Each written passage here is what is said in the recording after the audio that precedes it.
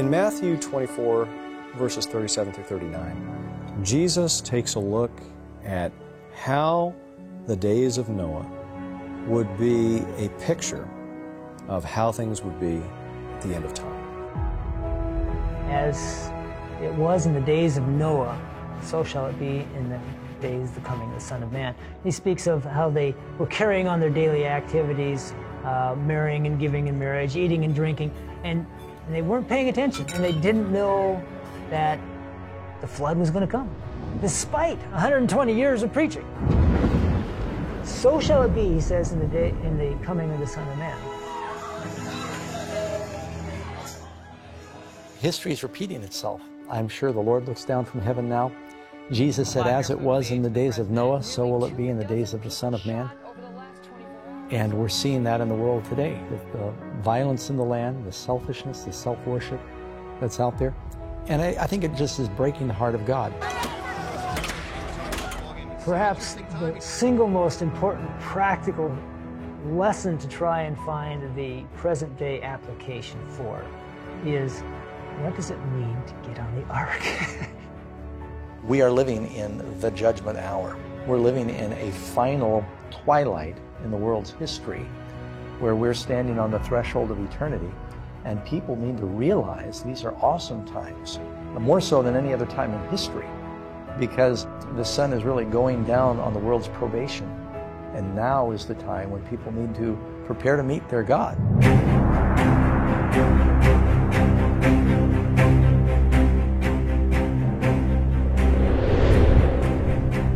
What happened before the flood is going to happen again right before the second coming of Christ.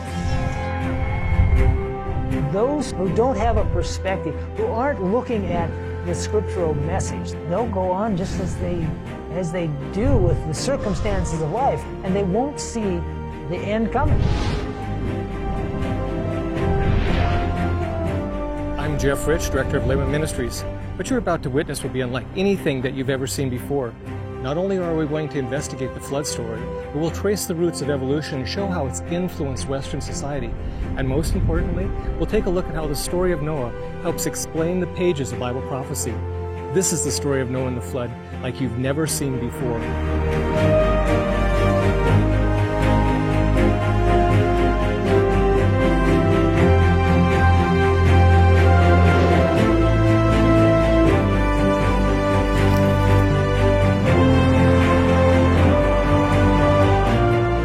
Today, many Christians are anticipating the future coming of Christ, and they're wondering what's in store for planet Earth. They'd do well if they went back and they read a story of Noah and the flood, because within that epic story of the Bible, there's more of the future revealed to us than many know. In fact, the evidences are all around us.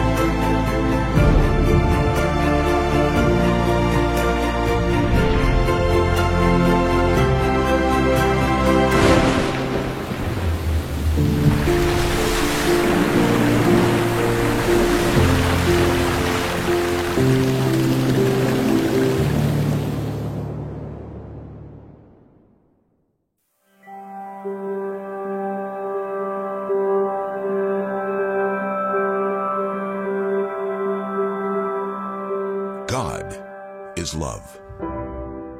His nature, His law, is love. It ever has been, it ever will be. Every part of creation, from the tiniest insect that floats in the sunbeams to vast galaxies in the far reaches of space, all are an expression of His unsearchable love.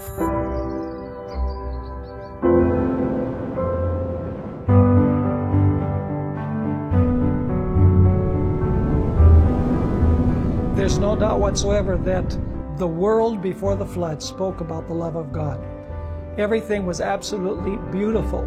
His love was expressed in anything and everything that you wanted to look at. From the smallest single cell life form to the most complex being in that of Adam that he had created, everything was perfect. If we could be transported back to find out what was the world like before the flood, you really need to think almost about it was like a different planet. They were surrounded by an abundance of food. There was an abundance of beauty in nature. The mountains were not jagged and rough and forbidding and dangerous like we see today. They were majestic and tall and rolling and covered with fresh topsoil and every kind of flower that you can imagine. Many of the animals and plants are extinct today. There was no extreme colds, no extreme hot, no extreme dryness, no extreme weather. And we didn't have this horrific storms that we have now. And the trees were covered with vines and the little tendrils were wrapped around all in perfect order, just laden with fruit. It mentions in Genesis how the water came up, as a mist came up and watered the land. The earth was watered by like an automatic sprinkler system. The mist came up from the earth, according to Genesis chapter 2. Rain was unknown. Gems and gold and silver were just abundant on the surface of the ground. Here you have this paradise, if you will, that was in many respects this perfect biosphere that would allow humans and animals to flourish. The life expectancy of the people, of course, being very long, according to the biblical record. When God makes it, He says it's good, good, very good. And it was in the face of all that beauty that man sinned. He was really without excuse because God had provided everything he needed. Everything was in harmony and everything was perfect. It's obvious when we look around us that we do not live in a perfect world. In fact, this planet is really not even very friendly towards human habitation when you consider that over 70% of the earth is covered with water. Add to that the fact that there are cold, barren waste places, vast deserts, mountain chains. Well, either this planet's always been like this, or something happened that fundamentally changed the surface of the whole earth. What happened at the flood totally changed the geography of the world. These little tiny bits of nature that are broken, that reveal to us the true horror of sin. And what we're seeing in our world is the consequence of that. Man began to try to find happiness through selfishness and through sinfulness and wickedness. But God is so loving. He said, there's still people down there I can save. I want to save as many as I can. I'm going to give them a warning. If they have any threads of redeemable qualities left and they reach out, I'll save them. And so He created this ark. He created a vehicle through which they might be saved, and Noah a messenger through which they might learn. God is warning us. God gives us prophetic insights for us to turn from them and be disastrous, just as it was for those in Noah's day. The story of Noah and the flood are in many ways a literal demonstration of Revelation's prophecies. So come with us now as we open the prophecies of Revelation by going back to the days of Noah.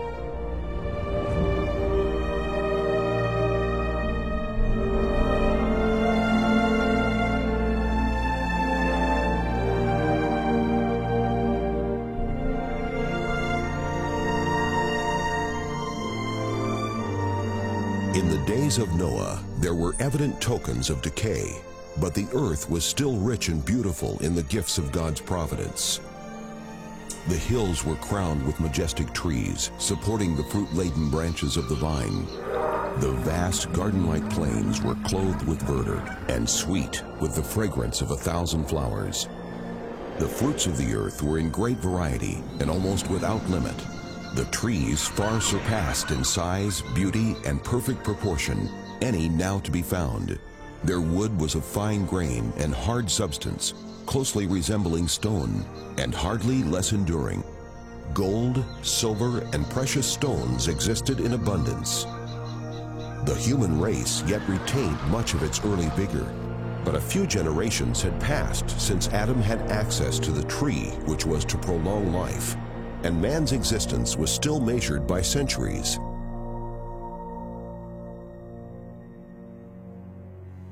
Had that long-lived people, with their rare powers to plan and execute, devoted themselves to the service of God, they would have made their Creator's name a praise in the earth and would have answered the purpose for which He gave them life. But they failed to do this. There were many giants, men of great stature and strength, renowned for wisdom, skillful in devising the most cunning and wonderful works, but their guilt to giving loose rein to iniquity was in proportion to their skill and mental ability. God bestowed upon these antediluvians many and rich gifts, but they used His bounties to glorify themselves and turned them into a curse by fixing their affections upon the gifts instead of the giver. They employed the gold and silver, the precious stones, and the choice wood in the construction of habitations for themselves, and endeavored to excel one another in beautifying their dwellings with the most skillful workmanship. They sought only to gratify the desires of their own proud hearts and reveled in scenes of pleasure and wickedness. Not desiring to retain God in their knowledge, they soon came to deny His existence. They adored nature in the place of the God of nature. They glorified human genius, worshipped the works of their own hands, and taught their children to bow down to graven images. And under the shadow of the goodly trees, they set up the altars of their idols. Extensive groves that retained their foliage throughout the year were dedicated to the worship of false gods. With these groves were connected beautiful gardens, their long, winding avenues overhung with fruit-bearing trees of all descriptions, adorned with statuary, and furnished with all that could delight the senses or minister to the voluptuous desires of the people, and thus allure them to participate in the idolatrous worship. The worshippers of false gods clothed their deities with human attributes and passions, and thus their standard of character was degraded to the likeness of sinful humanity. God saw that the wickedness of man was great in the earth, and that every imagination of the thoughts of his heart was only evil continually. The earth also was corrupt before God, and the earth was filled with violence. God had given men His commandments as a rule of life, but His law was transgressed, and every conceivable sin was the result. The wickedness of men was open and daring. Justice was trampled in the dust, and the cries of the oppressed reached unto heaven. The world was in its infancy, yet iniquity had become so deep and widespread that God could no longer bear with it, and He said, I will destroy man whom I have created from the face of the earth. He declared that His Spirit should not always strive with the guilty race. If they did not cease to pollute with their sins the world and its rich treasures, He would blot them from His creation and would destroy the things with which He had delighted to bless them. He would sweep away the beasts of the field and the vegetation which furnished such an abundant supply of food, and would transform their fair earth into one vast scene of desolation and ruin.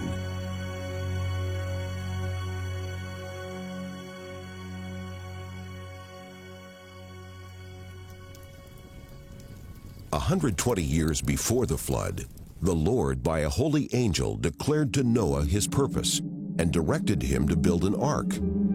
While building the ark, he was to preach that God would bring a flood of water upon the earth to destroy the wicked. Those who would believe the message and would prepare for that event by repentance and reformation should find pardon and be saved. God gave Noah the exact dimensions of the ark and explicit directions in regard to its construction in every particular. Human wisdom could not have devised a structure of so great strength and durability. God was the designer, and Noah the master builder. It was 3 stories high, with but one door, which was in the side.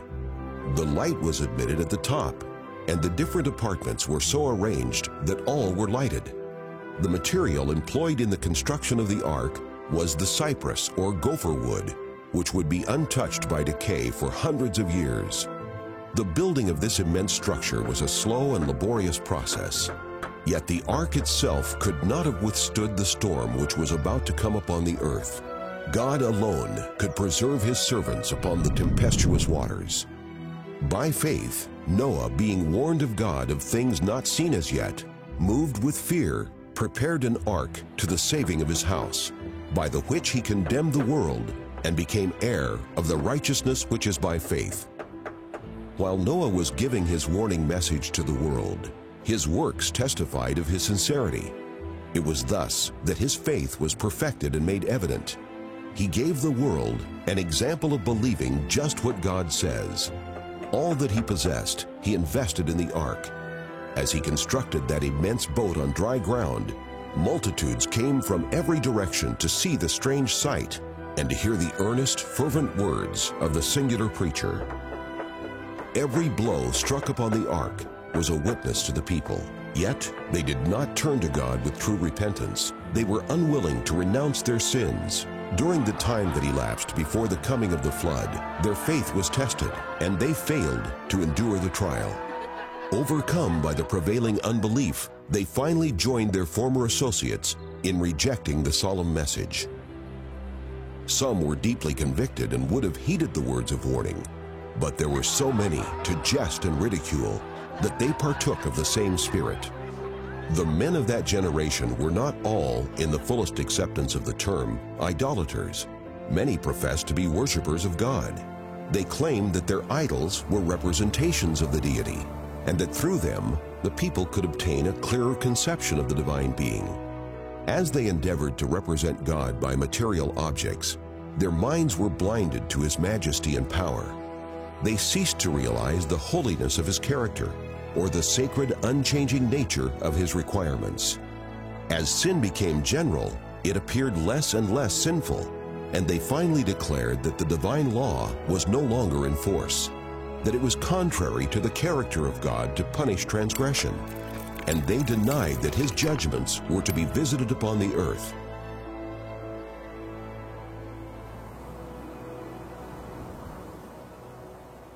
Had the men of that generation obeyed the divine law, they would have recognized the voice of God in the warning of his servant.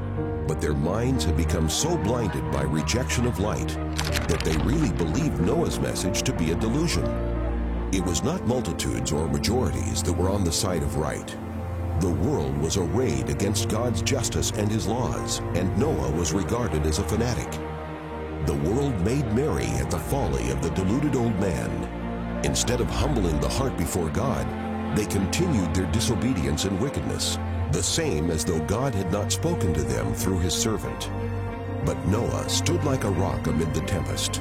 Surrounded by popular contempt and ridicule, he distinguished himself by his holy integrity and unwavering faithfulness. A power attended his words. Connection with God made him strong in the strength of infinite power, while for 120 years his solemn voice fell upon the ears of that generation in regard to events which, so far as human wisdom could judge, were impossible. The world before the flood reasoned that for centuries the laws of nature had been fixed. The recurring seasons had come in their order. Heretofore, rain had never fallen. The earth had been watered by a mist or dew. But by their obstinate resistance to the reproofs of conscience, that generation filled up the measure of their iniquity and became ripe for destruction. The period of their probation was about to expire. Noah had faithfully followed the instructions which he had received from God. The ark was finished in every part as the Lord had directed, and was stored with food for man and beast. And now the servant of God made his last solemn appeal to the people. With an agony of desire that words cannot express, he entreated them to seek a refuge while it might be found.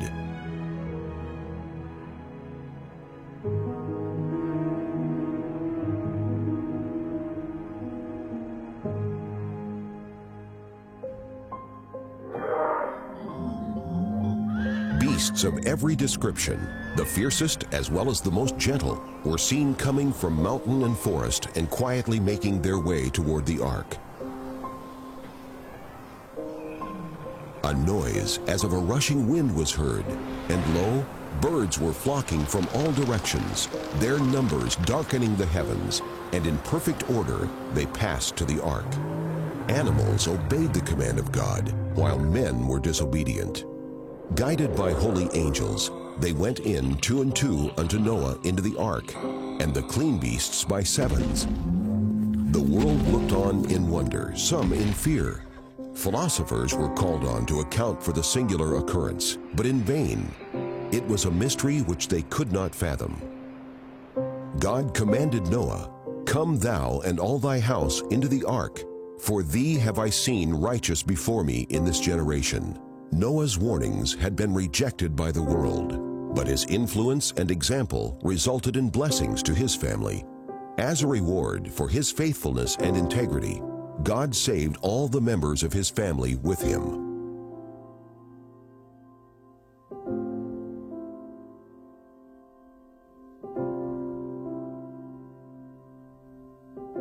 Mercy had ceased its pleadings for the guilty race. The beasts of the field and the birds of the air had entered the place of refuge. Noah and his household were within the ark, and the Lord shut him in. A flash of dazzling light is seen, and a cloud of glory more vivid than the lightning descends from heaven and hovers before the entrance of the ark. The massive door, which it was impossible for those within to close, was slowly swung to its place by unseen hands. Noah was shut in, and the rejectors of God's mercy were shut out. The seal of heaven was on that door. God had shut it, and God alone could open it. For 7 days after Noah and his family entered the ark, there appeared no sign of the coming storm. But upon the 8th day, dark clouds overspread the heavens. There followed the muttering of thunder and the flash of lightning. Soon, large drops of rain began to fall. The world had never witnessed anything like this, and the hearts of men were struck with fear. All were secretly inquiring, can it be that Noah was in the right and that the world is doomed to destruction? Darker and darker grew the heavens, and faster came the falling rain. The beasts were roaming about in wildest terror, and their discordant cries seemed to moan out their destiny and the fate of man. Then the fountains of the great deep were broken up, and the windows of heaven were opened. Water appeared to come from the clouds in mighty cataracts. Rivers broke away from their boundaries and overflowed the valleys. Jets of water burst from the earth with indescribable force, throwing massive rocks hundreds of feet into the air, and these, in falling, buried themselves deep in the ground. The altars on which human sacrifices had been offered were torn down, and the worshippers were made to tremble at the power of the living God, and to know that it was their corruption and idolatry which had called down their destruction. As the violence of the storm increased, trees, buildings, rocks, and earth were hurled in every direction. The terror of man and beast was beyond description. Above the roar of the tempest was heard the wailing of a people that had despised the authority of God. Others were frantic with fear, stretching their hands toward the ark and pleading for admittance. But their entreaties were in vain. Conscience was at last aroused to know that there is a God who ruleth in the heavens. Some, in their desperation, endeavored to break into the ark. But the firm-made structure withstood their efforts. Some clung to the ark until they were borne away by the surging waters, or their hold was broken by collision with rocks and trees. The massive ark trembled in every fiber as it was beaten by the merciless winds and flung from billow to billow. The cries of the beasts within expressed their fear and pain. But amid the warring elements, it continued to ride safely. Some of the people bound their children and themselves upon powerful animals, knowing that these were tenacious of life and would climb to the highest points to escape the rising waters. Some fastened themselves to lofty trees on the summit of hills or mountains. One spot after another that promised safety was abandoned.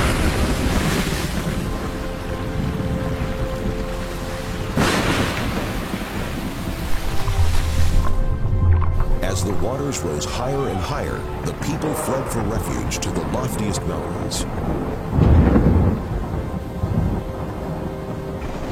Often, man and beast would struggle together for a foothold until both were swept away.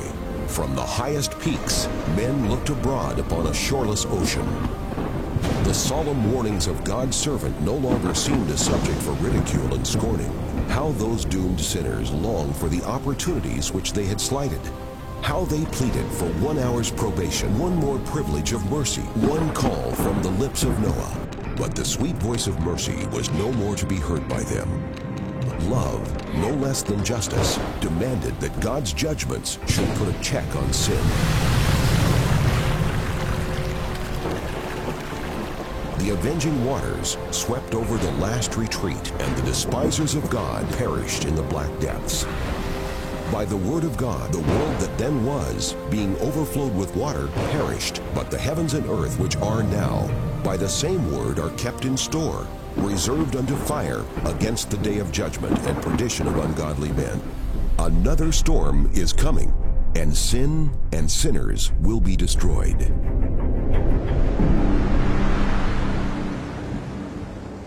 God is love, yet there's a limit as to how long he will endure evil.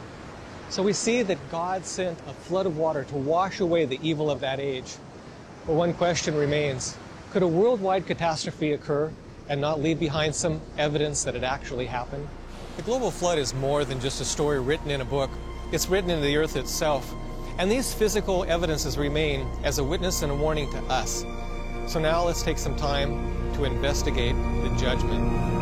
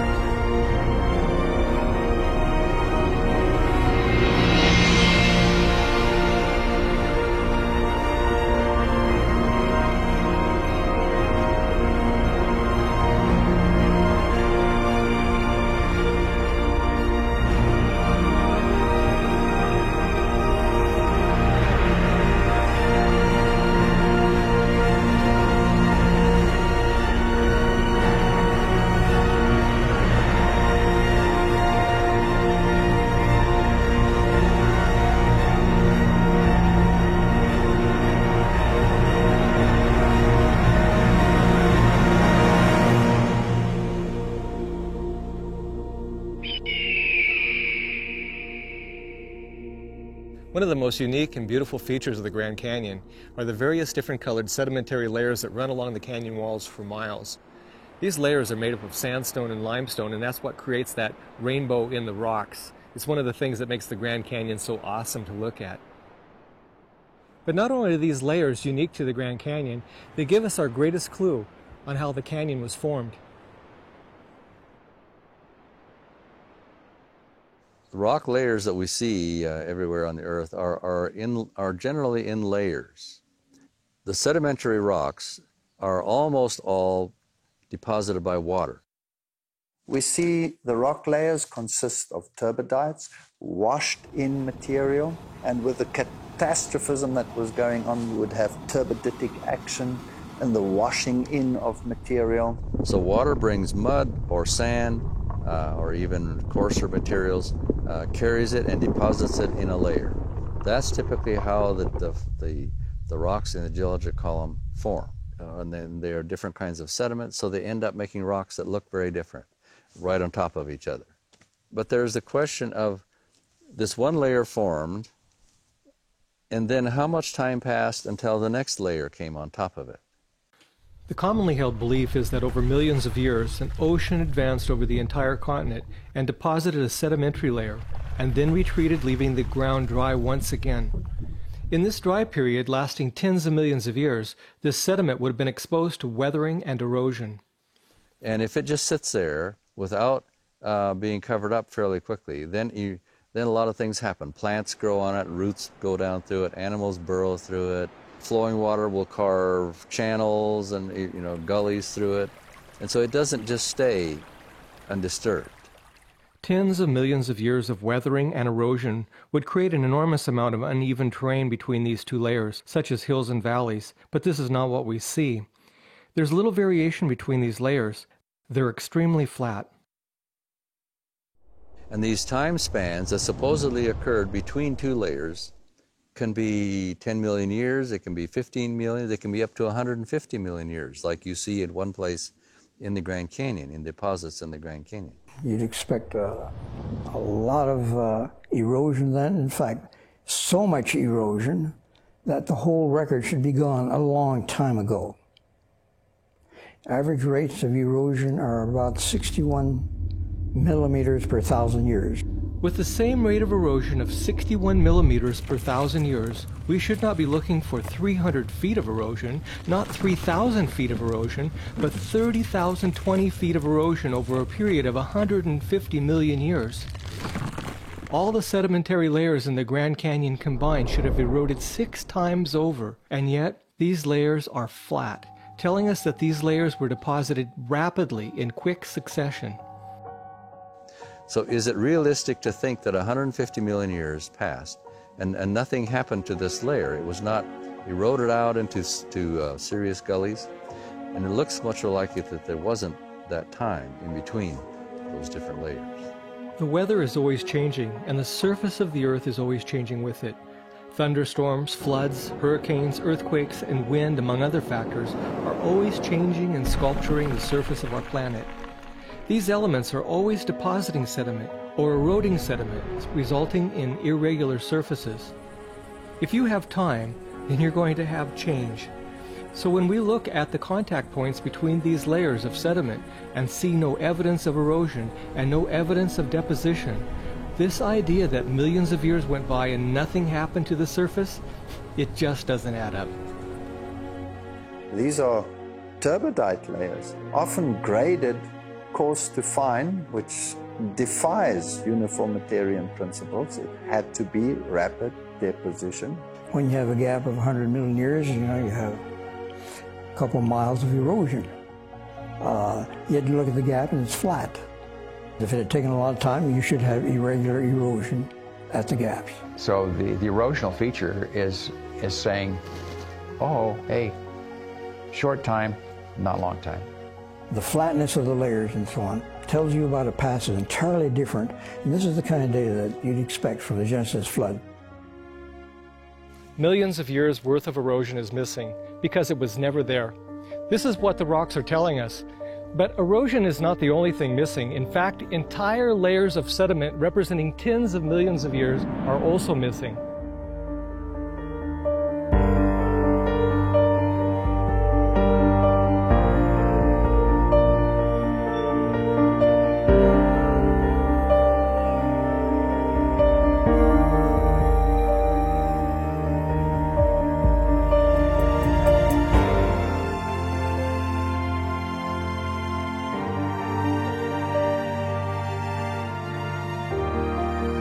Here in the Grand Canyon, you can see right behind me this light-colored rock. That's Coconino sandstone. It's sandwiched right on top of this darker color. Here it's called Hermit Shale.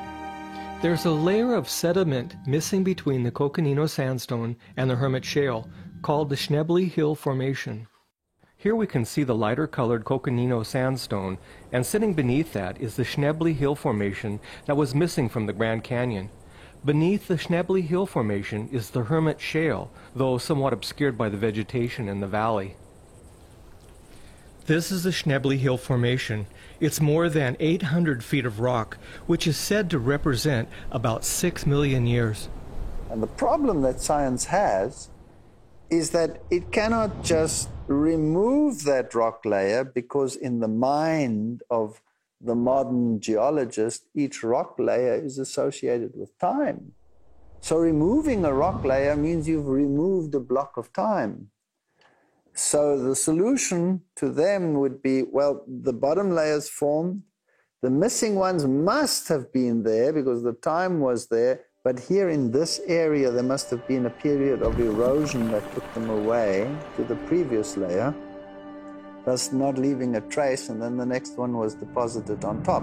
The problem with that is that the contact is absolutely flat, like one glass sheet on top of another one, leaving no evidence of those erosional features which would show deep leaching, washout, any one of those scenarios. They're not there. Why are they a challenge to the long geologic ages? Because there is no erosion there. The Schnebly Hill Formation is missing from between these two layers, and there's no evidence of any erosion. This tells us that there was little or no time between the formation of these layers, and that they were deposited rapidly in a catastrophic event. This is why the Schnebly Hill Formation is missing in between these layers in the Grand Canyon, and is seen yet in another location only 90 miles away. So the Grand Canyon is a beautiful geological example of catastrophism and defies modern theories as to how these unconformities came about. Here is the red wall limestone sitting on top of the mauve limestone. Between these two layers, we should see the Temple Butte Formation, representing up to 155 million years of time. Instead, it's completely missing. There's no evidence of the 5.8 miles of erosion we would expect to see over this period of time. There's no evidence of erosion, no evidence of deposition, just a flat contact. But you can't have an area of 30 or 40, 50,000 square kilometers that have a flat surface that sits there for 100 million years. 100 million years after all is enough time to erode North America down from its current elevation to base level to sea level 6-7 times. And here the contact between the red wall limestone and the mauve limestone is flat, telling us that there was little or no passage of time between their formation. The 150 million years missing from between these two layers does not conform to the geological column, and for this reason, a sign has been placed here by the Park Service, marking it as yet another unconformity. We've looked at just a few of these unconformities, and in each instance there was no erosion or deposition taking place in the supposed periods of millions of years. These are serious problems for evolutionists, but they pale in comparison to what is called the Great Unconformity, a gap of over 1 billion years of missing time. And guess what? The contact between these two layers is flat, just like the others. It is interesting as we go down to the level of the Colorado River, we find what we call the Precambrian. The volcanic material sits there, and it's pretty rough and pretty jumbled. And then the Cambrian sediments that come in over that lay over that, and then now they become very non-jumbled layer after layer. I became keenly aware of that great unconformity that lies between the Precambrian and the Cambrian there in the Grand Canyon. You can't miss it. It's with you all the time.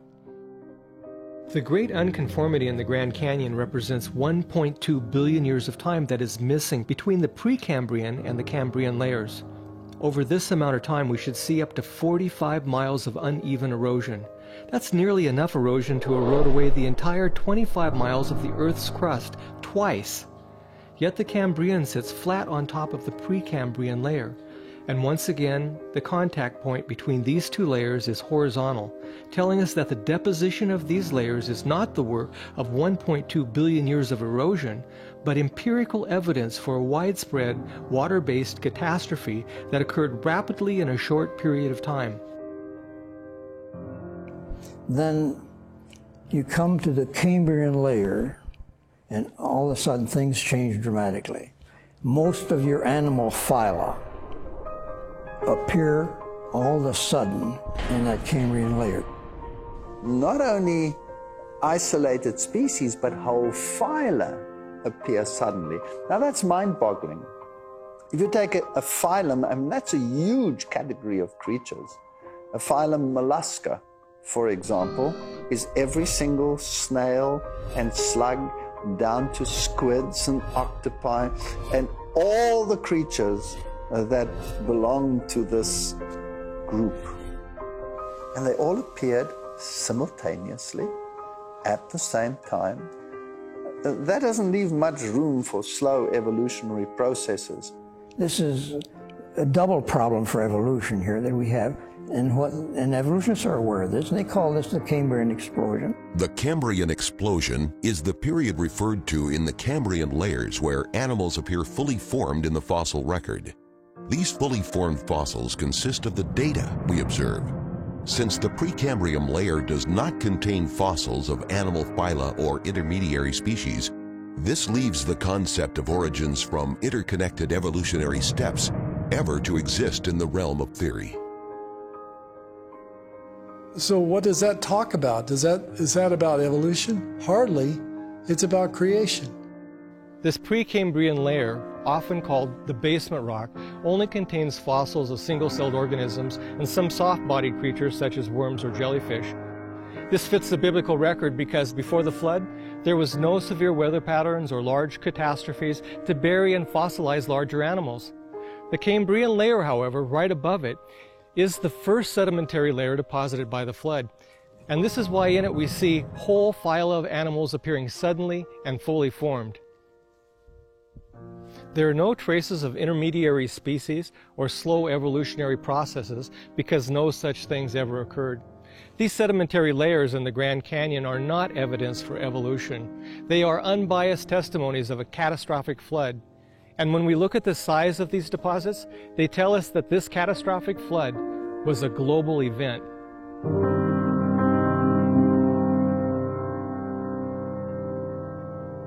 The Grand Canyon is there, and you can see the layers on the side of it, but all those layers go hundreds of miles up through Arizona and Utah and Wyoming and Montana and even into Canada, the same layers. The Tapete sandstone at the bottom of the Grand Canyon was the first layer deposited by the flood. It spans all the way from Mexico up across North America and even into Greenland. The Morrison Formation covers 400,000 square miles from New Mexico to Canada, and the St. Peter sandstone covered approximately 500,000 square miles.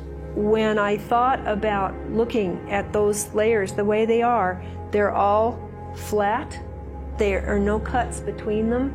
Not only are the layers themselves laid down rapidly, but there's not millions of years between them for erosion. The lack of erosion between the sedimentary layers in the Grand Canyon shows they were deposited rapidly in a catastrophe. But the fact that these layers extend for hundreds of miles, spanning several states and even up into Canada, shows the scale of the catastrophe was much larger than anything the world has witnessed in modern times.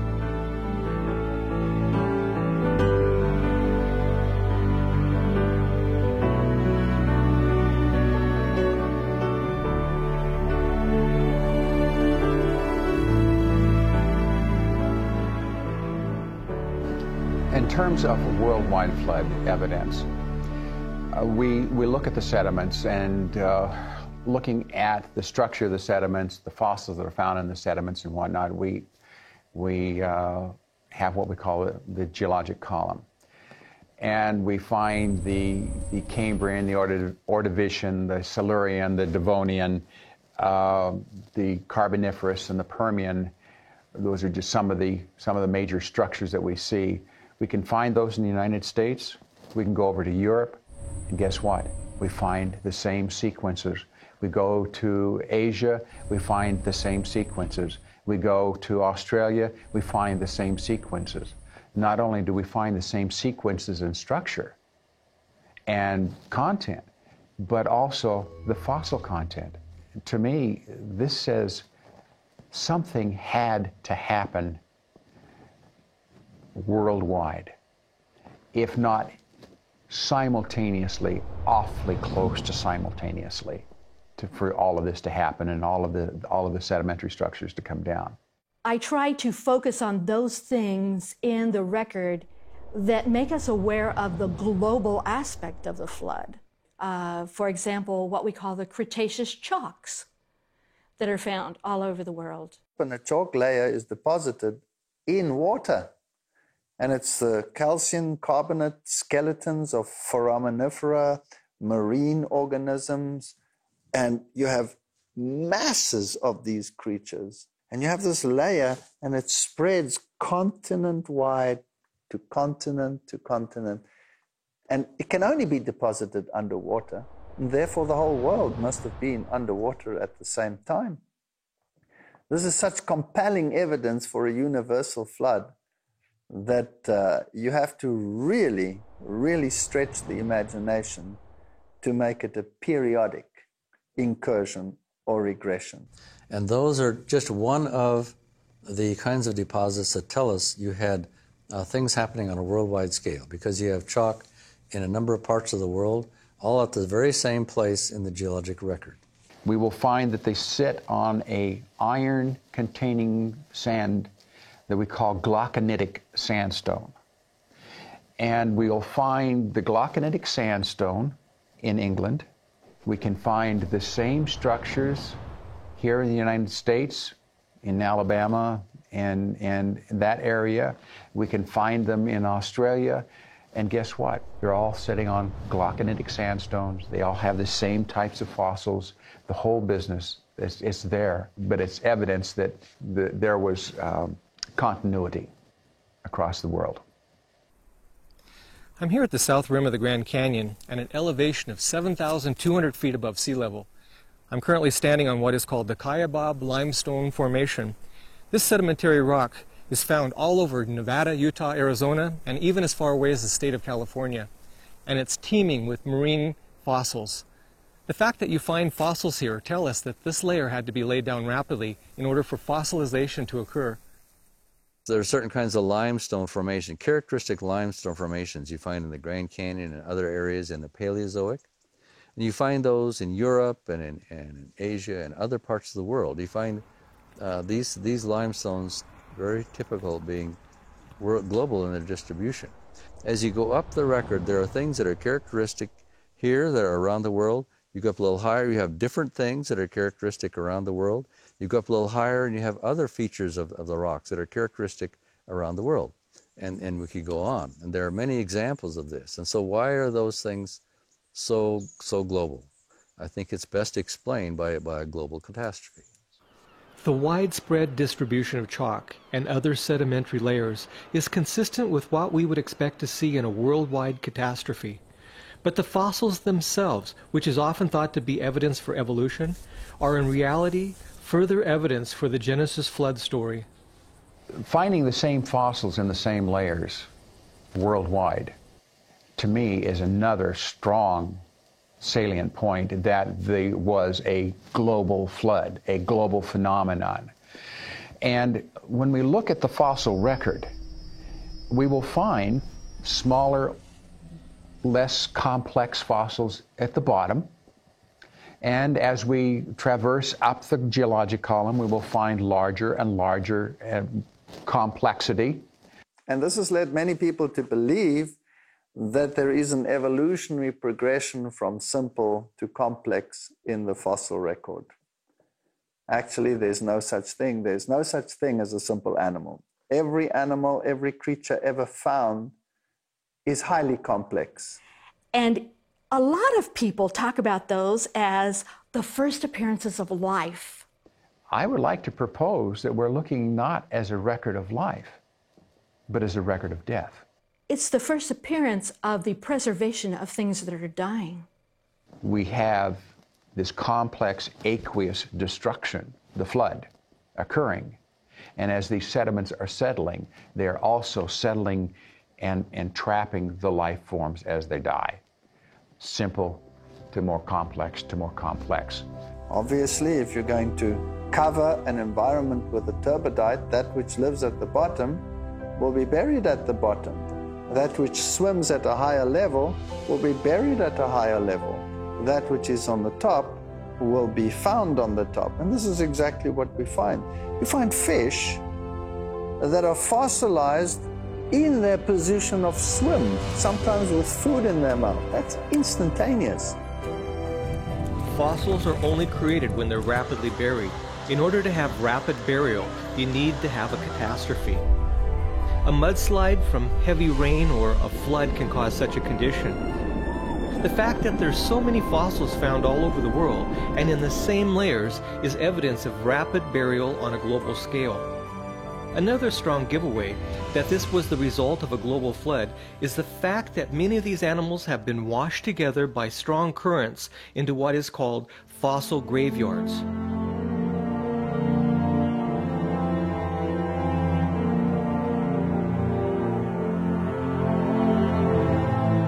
Fossil graveyards are something that most people probably aren't familiar with. It's the idea that you have a mass mortality. That means a large number of animals were destroyed and buried pretty much at the same time. And probably the most popular of these types of deposits are the dinosaurs. But there are areas of concentration which have always made me wonder. Let's look at what the sediments were doing. Maybe this is a low area and these things were being washed in and deposited in kind of little low areas and concentrated in that way by waters that were moving these bodies. We find things like this all over the globe. For example, there are layers in central Utah where there are brachiopods. Brachiopods are like clams. There are, I don't know, billions of these organisms that make up these layers. That's a fossil graveyard. It's unconscionably high count of fossils. I'm working on a bone bed in Wyoming right now where we have the remains of 10,000 or more dinosaurs. It certainly speaks of catastrophe. You don't get bone beds formed without catastrophes. We found out in our deposit, at least, the bones are not as we would expect them to be if a bunch of animals had died over a period of time. Instead, the bones are all disarticulated and they're sorted according to the size. So we have big bones at the bottom and little bones on top. And the only way you could get that to happen is if you transported the whole mass of bones as a debris flow very rapidly into deeper water, and the bones sorted themselves as they traveled. If you take the Karoo Basin, I mean, it's massive. And the dinosaurs and the creatures are orientated in the direction of stream flow. And the modern thinking would be, well, it would have had to be in river basins where these creatures were deposited, stretching over virtually the entire continent. That's some river. It doesn't happen today. You have to imagine such a totally different world in the past. There are so many things which point to a universal flood.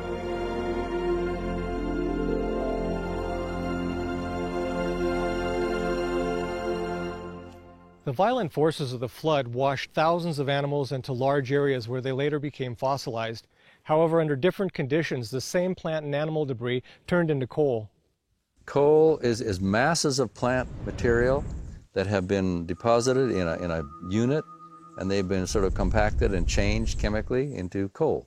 Coal deposits can be very extensive. They can be very thick, up to 1,000 feet thick for individual bed. We find it in these very flat seams that have usually very sharp tops and bottoms to them and so on, which is not the way plants normally grow. This looks transported, obviously water deposited. You find marine organisms in coal fields, which are terrestrial deposits. This belies any story that would contradict the biblical scenario. We find massive amounts of coal. We have, over in Wyoming, we have millions and millions of tons of coal. In Australia, we have millions and millions of tons of coal. In Europe, we have back in Pennsylvania and all these sorts of things. And they cover thousands of square miles. And you find the same kind of coal deposits, the same place in the geologic record, widespread in Europe, going over into Russia, and we could go on. The widespread distribution of these coal beds is global in nature, and irregardless of their location, these coal beds also appear in the same place in the geological column, which shows they were deposited at the same time. Therefore, logic necessitates the conclusion that the formation of these coal beds is the result of a water-based catastrophe that occurred globally about the same time. It's estimated that 2 to 3 feet of vegetation is required to form 1 foot of coal. Some coal beds are more than 100 feet thick, which would require more than 200 to 300 feet of vegetation while covering an area of tens of thousands of square miles.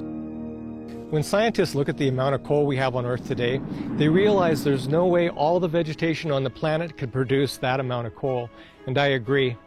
The difference is they believe the coal formed is millions of years worth of accumulated vegetation, but the Bible tells us that the Earth before the flood was a lush, green planet.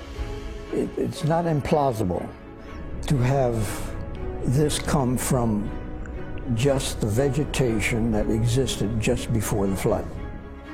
Many scientists, for example, believe that the firmament in its construction allowed the Earth to be under a little over 2 atmospheres of pressure. And these 2 atmospheres of pressure would engender significant growth. Where we now see vast deserts, mountain ranges, and frozen continents, there was once before the flood fertile land and vast forests unlike anything now seen. We find large amounts of oil in the deserts of the Middle East, a remnant of its former green landscape. And from drill cores in Antarctica, scientists have found the continent once was a tropical forest covered with palm trees. The vast forests buried in the earth at the time of the flood, which have now since changed to coal and oil, formed the extensive deposits that we see today. These evidences are among many that testify of God's love for man in the creation of a beautiful, lush, green planet, one that was destroyed by a global water-based catastrophe as recorded in the Bible. The flood is the event that harmonizes what we see in geology in terms of a recent creation by God, which was in just 6 days, a few thousand years ago, as described in the Bible.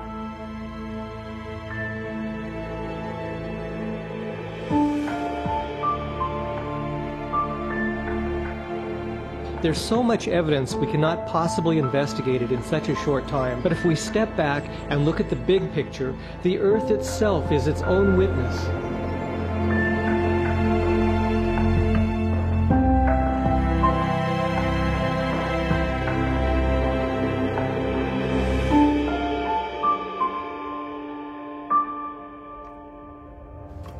We saw how the flat, horizontal, sedimentary layers in the Grand Canyon with no erosion between them testify to the fact that these layers were laid down rapidly and not over millions of years. We saw the size of this catastrophe had to be at least as large as some of the layers they formed, which are larger than some continents, affirming its global impact. We saw how hundreds of millions or even billions of years of expected deposition or erosion is completely missing between these sedimentary layers, showing that what we see does not conform to the evolutionary model. We saw in the first sedimentary layer containing animal fossils that they were found fully formed, not in incremental evolutionary steps. We see how the existence of fossils in these layers is evidence of rapid burial, as some fish fossils are found with food in their mouths or in positions of swim. We saw how massive fossil graveyards are strong evidence that thousands of dead animals, fish, mammals, and even birds were all washed together and deposited in lowlands where they were buried and fossilized. We saw how the massive coal and oil deposits found today could only be formed by compressed vegetation from a lush green earth that was destroyed and buried. We saw how the Cretaceous chalk layer formed by the flood covers every continent as one would expect from a global catastrophe. When we sit back and look at our planet, what do we see?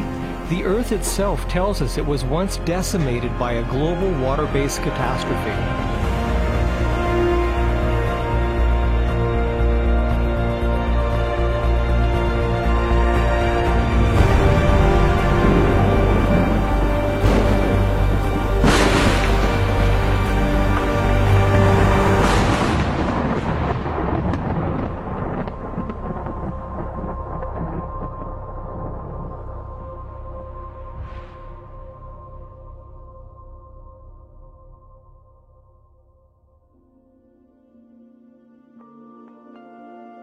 So why is it, with a world full of evidence, that the story of the flood as found in the Bible is rejected by some of the brightest minds in the scientific community in general? I'll give you a clue. It has little to do with the evidence.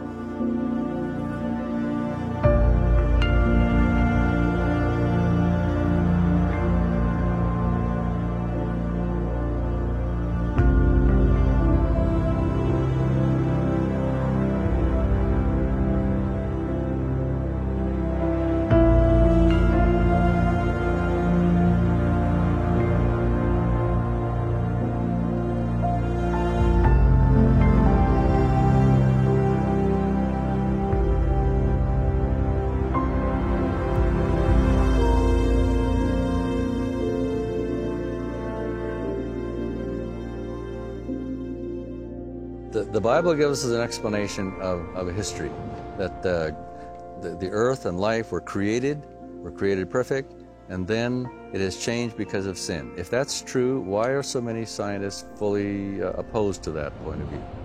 And the reason has more to do with worldview than it does with data.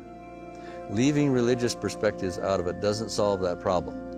Bias is not a religious problem, it's a human problem. No matter what we profess, whether we say, I'm a Christian and I reject evolutionary biology, or I'm an evolutionist and I reject Christianity, or if I'm someplace in the middle muddling around here, nonetheless, everything that we do, everything that we see, everything we say and understand, our entire worldview, the way we formulate our concepts, our thoughts of what we see and know in the world around us, are inalterably or unavoidably affected by these two views.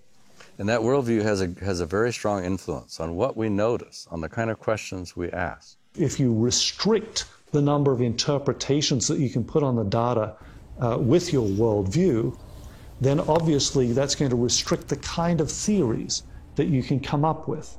So, for example, if you're looking at the materialistic worldview, and you're looking at these amazing molecular machines that I enjoy studying, or the information that's recorded in DNA.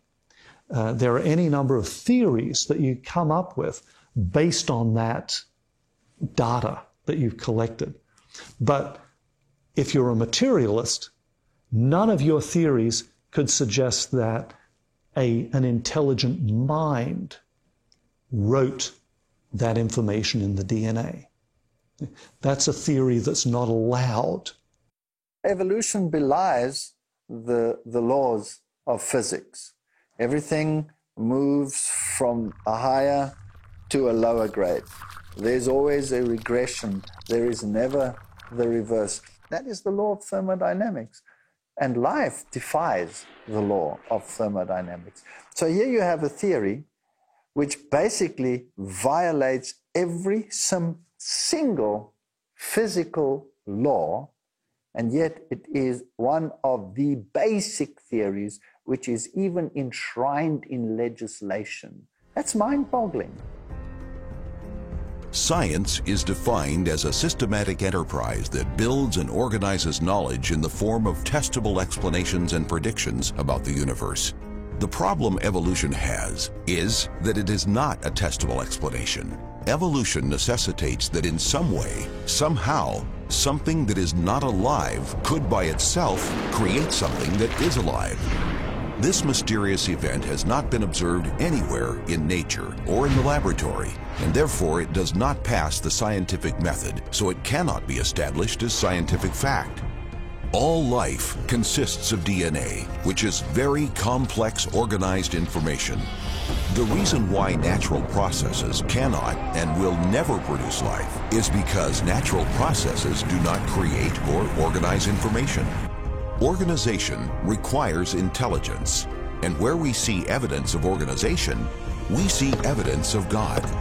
Therefore, the most supreme revelation the study of science and the natural world can ever grant mankind is a discovery of the existence of the supernatural. In spite of this, the pride of human bias and man's commitment to a godless worldview still influences our courts and educational institutions, which, to this day, mandate by law evolution be taught as an infallible fact. People have asked me a question about why is it that science seems to be becoming more and more confident in their commitment to a completely evolutionary origin of life. Is that because we've got more data? Well, no, it really isn't. It's because there's becoming increasing confidence, increasing commitment to a worldview. And I think part of that is because of the political battles over what's going to be taught in public schools. When they say that you have to teach that, then you are basically saying, in my personal opinion, that every teacher has to be a liar. Because he has to proclaim that which is a theory of modern science. When there are better theories to explain what we see, which are excluded, if they were to put them both before the students as a matter of comparison and choice, that would be fair. But the way in which it is today belies comprehension. You don't talk about God in textbooks, science textbooks, scientific articles, and so on. God is out of the picture. But what if God exists? This is no way to find truth. So that's how a worldview can constrict things. One of the things that I really appreciate about the biblical worldview that Christians embrace is that it's liberating. We can't say that all reality is only what I can see mechanistically and so on. There's nothing that tells us that that's all to reality. I prefer a broader approach. Well, let's include God and the possibilities here and look at the scientific data. And the scientific data tends to point us towards God. When you say, well, no, I'm not going to get involved with religion or the Bible because that's not science, I think you're being unnecessarily restrictive and you are eliminating the possibility of you investigating that which might be true.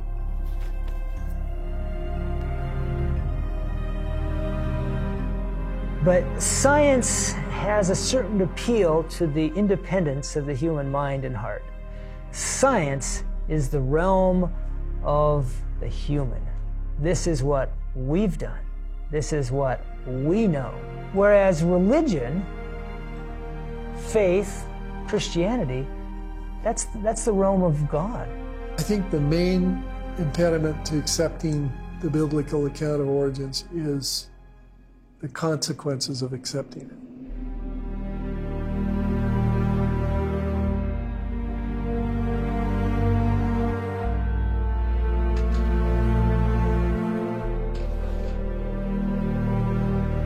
Now, the problem of bringing God into the discussion is that it brings back in the question of moral accountability.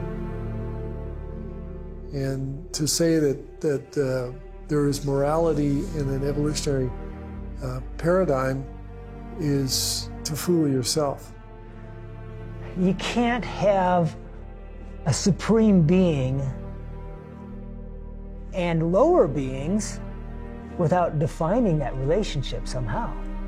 And intuitively, we recognize that that's a moral law. And we may not look very good examined in that light. And so to escape the concept of judgment, to escape the concept of moral accountability, there's a natural tendency to want to forget the Creator. And consequently, things like the story of the flood, the evidences that are still visible on the earth, these are things that maybe subconsciously at times we're pretty happy to find an alternative explanation. We're comfortable moving away from the idea of moral accountability. Eliminating moral accountability meant rewriting the history of the world, and this is exactly what happened. A new worldview was adopted, in particular a worldview that did not include the history of the flood, thus trying to eliminate God's judgment and therefore any moral accountability. But how could such a dramatically different worldview catch on? Well, the perfect opportunity arose towards the end of the Dark Ages.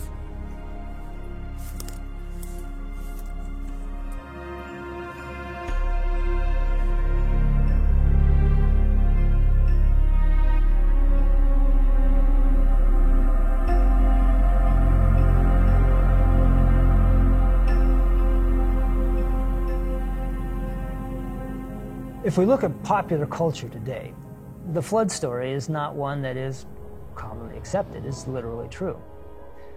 And so it's easy to look at it and say, nobody believes that. Well, that sort of begs the question a little bit, what about the last few thousand years? And the answer is, everybody believed it. In fact, the universal flood story has been noted time after time in cultures scattered around the world. Every culture, it seems, has a story of a flood, and they all drew some lessons from it. The lessons may vary here and there, but they believed it. So why don't we believe it now? Students will sometimes ask me, how did science come to the point of view that they have now that denies miracles and are passionately unwilling to believe in creation?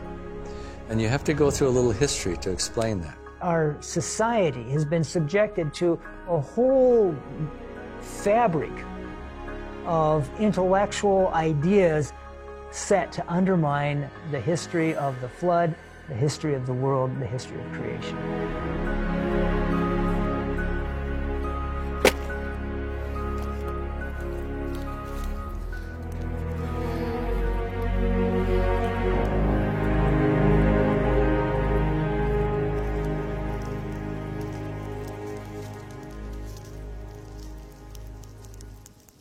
The entire surface of the Earth had been changed by a water-based catastrophe, and this overwhelming evidence can't be erased or removed, so in the minds of those that rejected the flood story, it needed to be reinterpreted. And this is how it happened. All during the Middle Ages, some factors in society were very autocratic and dogmatic and persecuting people, making life very hard for people, suppressing them. And what were those agencies that were doing that? Well, it was governments and the church. One of the greatest things that man wants to have over man is power. In the Middle Ages, the church ruled the world. So during the Dark Ages, the medieval time period, for 1,500 years, you had this nearly monolithic, universal, well, throughout Europe anyhow, rule of the Catholic Church. One of the arenas of conflict in the developing new freedom of thought with the existing structures of the Catholic Church over the last 1,500 years was, of course, the area of science. And the stories are fairly well known of all these scientists, from Galileo to Newton to Copernicus to Francis Bacon, who came into conflict with the church. Probably Galileo is the one that is most famous. He promoted the heliocentric, or the sun at the center and all the little planets going around. But the church didn't like that for a variety of philosophical reasons. To have the earth at the center was important philosophically. That was a mark of the perfection of God's creation, and to have the idea kicked around that the earth wasn't where we thought it was, and that these other planets weren't going in perfect circles, that wasn't popular. So Galileo was called up by the Inquisition, placed under house arrest, threatened with serious punishment, possibly death. We use that story now, unfortunately, many times to create an unworkable antagonism between Christianity and science. And that's not what ought to be learned from that lesson. Because when we look at the teachings of the church through the Dark Ages, in many cases, it's not what the Bible says. The world had been subjected to a very rigid religious thinking. And anything that was slightly out of that tight box was regarded as contra truth, contra God, contra Bible, and had to be eradicated by force and by inquisition and by death penalty. And you came finally to a point in history where the people were tired of that. They were weary of it. The church was losing its credibility because of that, because of the way they had treated people. The governments, the people were tired of the way governments had treated them. And This led to a movement among scholars to move away from authority, from any of these autocratic agencies. And the view of God was one of this wrathful deity who was lurking in the woods, just waiting for the transgressor to put a foot wrong. And the kings ruled not of love but out of greed, controlled not out of love but out of fear, including the church. In seeing the abuse of power that had prevailed over Europe, they utterly rejected the Catholic Church, which, of course, in their mind meant that they utterly rejected Christianity. And so that gave rise to a more atheistic-minded society. And the mindset of man says, well, what was the restricting force? The restricting force to any mind expansion was God. And therefore, let's get rid of him. Let's get rid of God so that we can grow intellectually. And that's what they did in the French Revolution. Instead of holding the masses in blind submission to her dogmas, Rome's work resulted in making them infidels and revolutionists. They regarded her greed and cruelty as the fruit of the Bible, and they would have none of it. Rome had misrepresented the character of God, and now men rejected both the Bible and its author. This led to the French Revolution and ultimately the complete removal of the Church's power it had maintained over the people for more than 1,000 years. In the French National Assembly, the mob of revolutionaries declared only reason should be worshipped. They revealed a beautiful woman adorned in blue drapery and proclaimed her the goddess of reason. And they enshrined the goddess of reason. And reason took the place of faith in God. They carried this woman on a car to Notre Dame, destroyed the church, and preached atheism to the masses inside the church every week. The French people responded to the many centuries of Roman Catholic oppression and persecution by establishing a new form of government. Instead of a nation with a Christian worldview, howbeit perverted and ruled by the Catholic Church at the time, a society was formed with an atheistic worldview, absent of any Christian influence. And this was called the Age of Enlightenment. They didn't want to have anything else to do with God. They saw that God was tyrannical. People were forced to believe. And so now, let's remove God from the equation altogether. And that's what happened in the French Revolution. We moved from a God-centered environment to a reason-based environment. Atheism arose, tremendously in France. Look what happened in France. The Bible was burned, was destroyed. And that's called the Age of Enlightenment.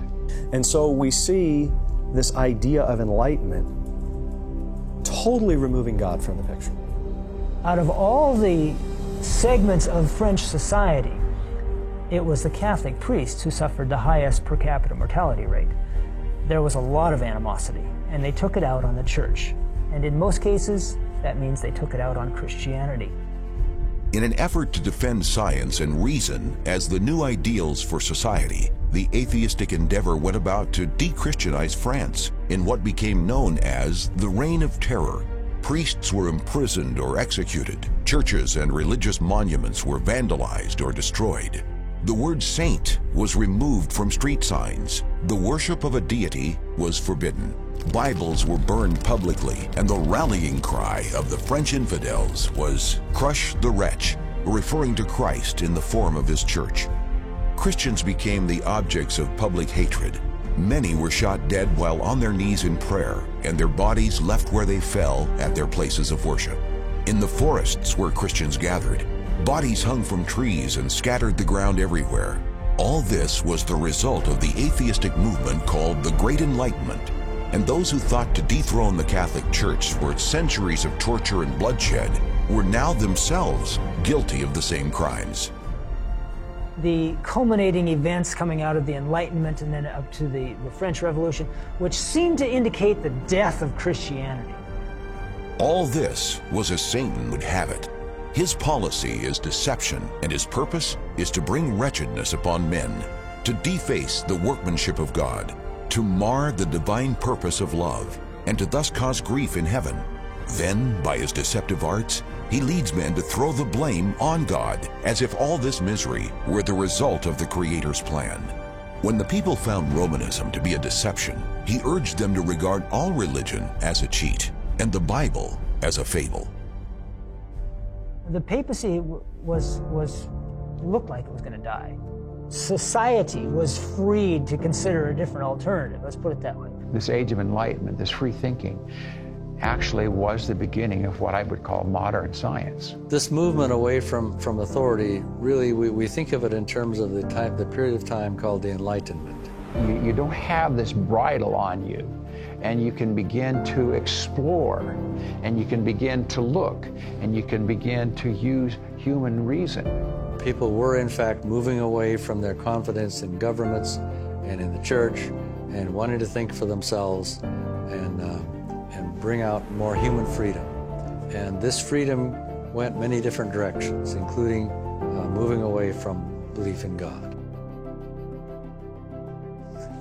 If it hadn't been for the French Revolution and the mindset that God is not involved in the process, reason takes the place of God, then there wouldn't have been a fertile soil for the development of evolutionary thinking. The new generation, if you wish, of earth science individuals, most notably Lyell and Darwin, came to the fore in the 1800s. Charles Lyell was a geologist who for the first time introduced the concept of long periods of time in the development of geological features. And then he wrote this work, The Principles of Geology. These geological views Lyell espoused in his book became known as uniformitarianism. Uniformitarianism is the belief that things as they unfold and happen today were no different from what they were in the past. So if something takes a very long time to develop today, it must have taken a very long time in the past. Uniformitarianism is the basis for believing in the millions of years of time so critical to the theory of evolution. The widespread acceptance of the principle behind uniformitarianism was foretold in the Bible to be one of the prevailing reasons why people at the end of time would deny both creation and the global flood. There shall come a time in the last days, scoffers, walking after their own lusts, and saying, "Where is the promise of his coming? For since the fathers fell asleep, all things continue as they were from the beginning of the creation." This is what uniformitarianism teaches, that all things have continued at the same rate since the beginning.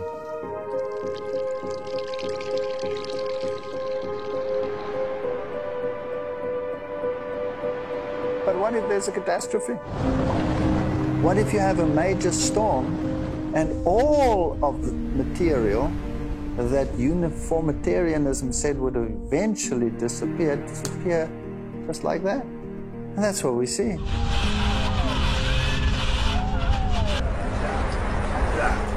The view that things have remained the same since the beginning of creation is a philosophy God warned would characterize a belief system in the last days. And this mindset, we're told, would lead people to be willingly ignorant of the fact that the world that then was, being overflowed with water, perished. The prophecy says they will be willingly ignorant, meaning they'll be unwilling to consider any evidence for the flood. And this is exactly how Charles Lyell described his own views. Lyell wrote regarding fossils, saying, "We cannot account for their present position by the universal deluge. I hold in utter abomination most learned academicians, those systems which are built with their foundations in the air and cannot be propped up without a miracle." As a naturalist, Charles Lyell rejected all miracles as an explanation, but it was not his observations in science that led him to this conclusion. It was his commitment to his own worldview. He revealed his bias against the biblical flood story when, in a letter he wrote, "These views of geological ages will free science from Moses." These ideas then were passed from Charles Lyell to the young 22-year-old seminary student, Charles Darwin. When Charles Darwin was commissioned to travel on the Beagle, one of the books he took with him was Charles Lyell's book on principles of geology. And here he was reading this information, and he comes to the Galapagos Islands and he sees these finches, and the finches are of such a broad variety. So the idea comes that obviously these finches must have evolved from a pair that happened to get to the islands, and all the varieties evolved thereafter. And then these geological ideas fit in, but this must have taken time. And Lyell's ideas start kicking in. He therefore says, if this variety that I see here developed over time and change took place by natural selection, then God did not create. Charles took the ideas about long ages of time that Lyell applied to geology and then applied them to biology. Then he had given biological evolution something it didn't previously have, a scientific mechanism by which to operate. Darwin came up with the new theory, the natural selection, and that was kind of the magic bullet of the day. That's what gave plausibility that now we've found a mechanism that can account for this change over long periods of time. Darwin later became close friends with Lyell, and it's been said by some that he was the most influential person in Darwin's life. Darwin commented on Lyell's view about the flood and said, Lyell is most firmly convinced that he has shaken the faith in the deluge far more efficiently by never having said a word against the Bible than if he had acted otherwise. In the middle of the 19th century, things started changing. Towards the end of that century, the scientific community started excluding God from its interpretations. Now, God has been expelled from the explanatory menu of the scientific community.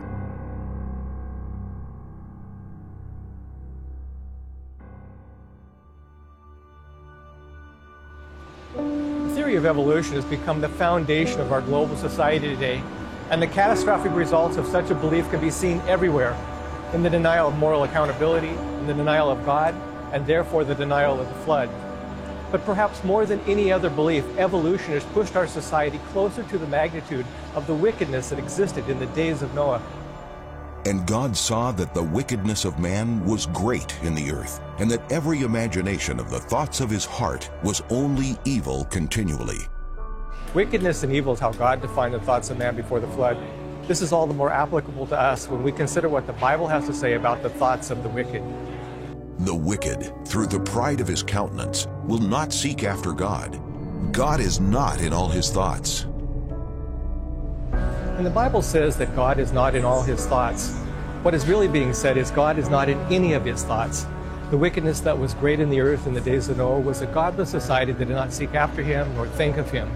With this in mind, we can see a direct fulfillment in Jesus' prophecy that as it was in the days of Noah, so shall it also be in the days of the coming of the Son of Man. Take it home for the touchdown!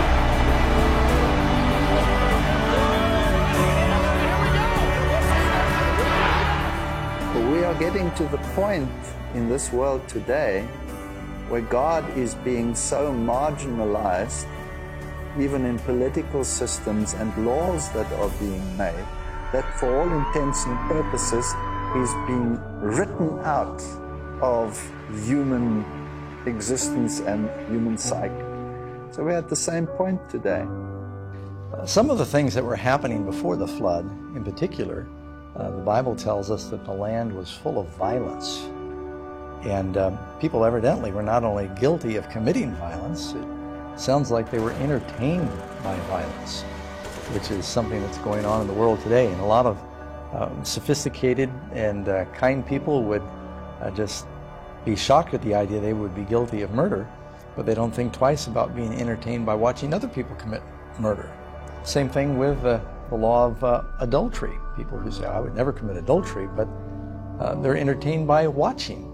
And the Bible talks about it's not just those that do them, but those that have pleasure and those that do them.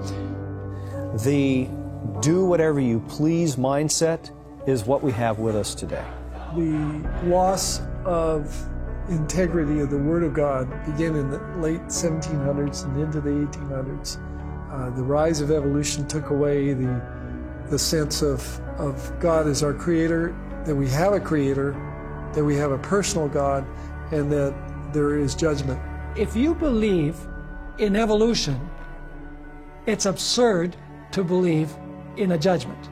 But if we do not believe that God had the flood in the beginning, why am I going to believe that he's going to destroy the world by fire? Doesn't make sense. So if I can get you to deny the flood, then basically I've got a leg up on you denying the eternal destruction of the world as we know it. As our global culture moves away from the idea of moral absolutes and our culture shuns the need for a standard of morality, we see suffering, crime, and misery increasing proportionally until life itself's not respected. As things continue to get worse in our world, it becomes all the more apparent why a judgment of justice is necessary and why it was necessary in the days of Noah. Evil had perpetuated itself to such an extent that there was no solution anymore. It would have continued at that rate forever and ever and ever, which would mean a universe of eternal misery. Who would want to live in a universe like that for all eternity? If you look at parents at their children's graves and the agony and the pain that is associated with that, there must be a judgment. And so God set a limit. And before all mankind should have been engulfed in this, and no witness remain to the love of God and the original intent of creation, to live in peace and harmony and love together with God, then there would have been nothing left to continue the story about the love of God. So God had to intervene. God is loving, God is patient. But as he told Moses, while he is long-suffering and abounding in forgiveness and mercy, he will by no means clear the guilty, that there is a time of judgment.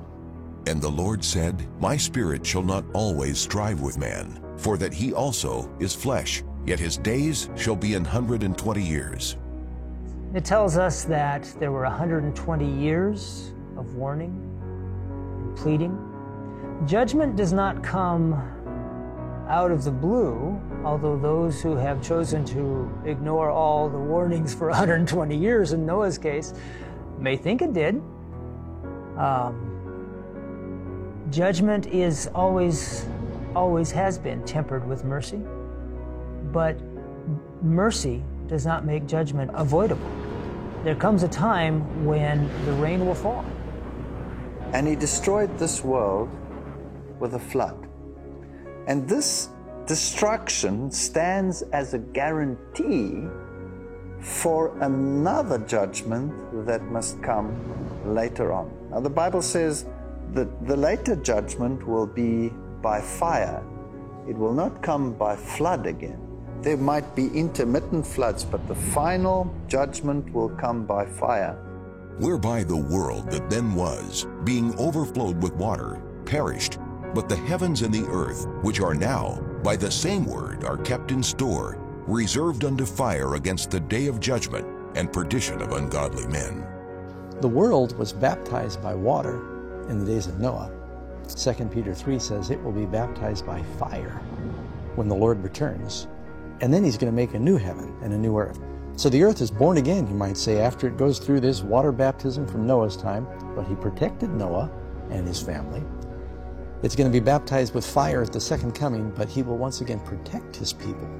So the same message that we have here in the Genesis account must be preached at the end of time as well.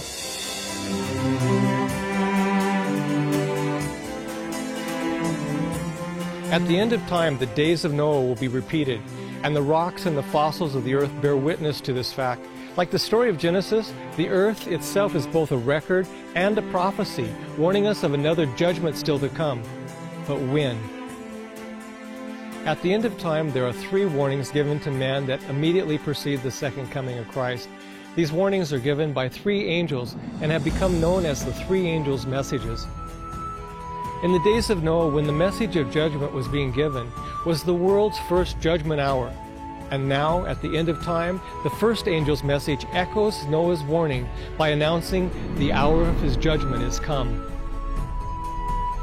In part 2 of the days of Noah, we will investigate these messages and even discover the very year when this judgment hour announcement is made and when the days of Noah for the last generation will begin.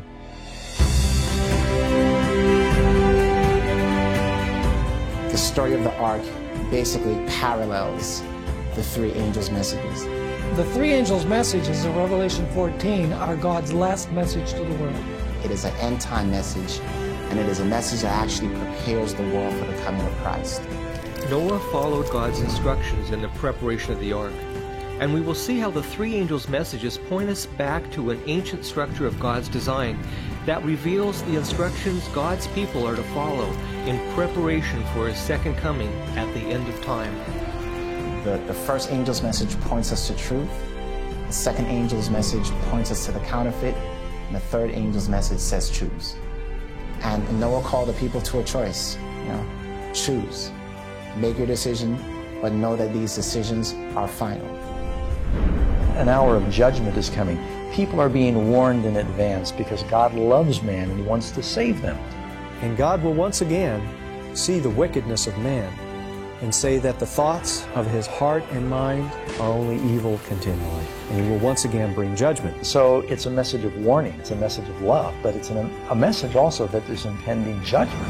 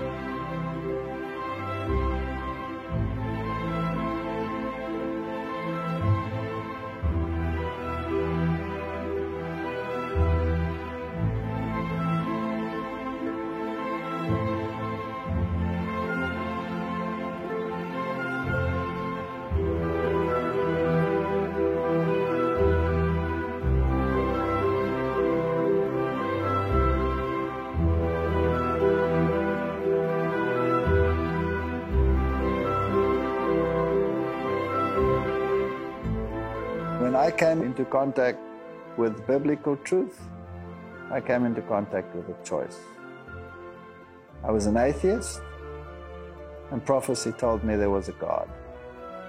So I've had to make choices, and choices cost you. When I made the choice no longer to believe in evolution, but to preach creation, it had consequences because I was a zoologist. And I was in a secular university in a zoology department. So the consequence was that I resigned, no longer willing to compromise that which I now believe for the sake of financial gain. There's some both encouraging and sobering things in the flood story for me. One is that you can't wait until a message is popular. If it's the truth, you need to embrace it no matter what everyone else in the world does. Someone once said that a dumb idea is still a dumb idea even if 1 million people believe it. And even though Noah was in the minority, it's clear today he was right. And God is looking for people who will stand up even though the truth is not popular. My Christian faith is not dependent on my science. Yet one can't help wondering if the two shouldn't coincide. If God is the author of both, then why shouldn't the natural world coincide with the biblical account? I'm looking to see if we can't do good science and make breakthroughs in our understanding of the world around us by using the Bible as a starting point. So it has encouraged me. It has certainly developed confidence in God's Word, and for that I'm grateful.